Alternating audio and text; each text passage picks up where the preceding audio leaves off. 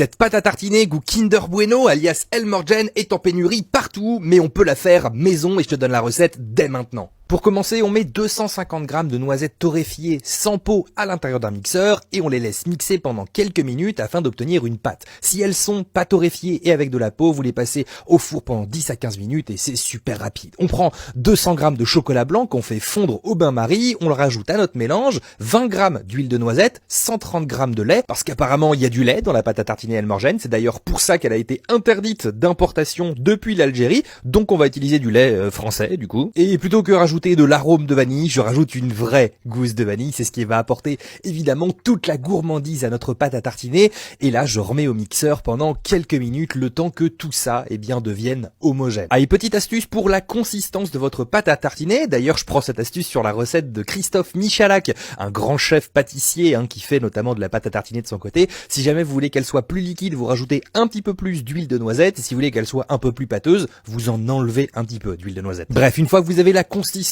parfaite, vous mettez ça dans un petit bocal hermétique et vous le réservez au frais. Normalement, ça ne va pas solidifier parce que vous avez bien géré les doses par rapport à la recette, et là vous pourrez la déguster. Elle a une consistance parfaite selon votre goût, évidemment. Personnellement, ma consistance préférée, c'est quand je peux l'étaler sur du pain et me le manger au petit déjeuner.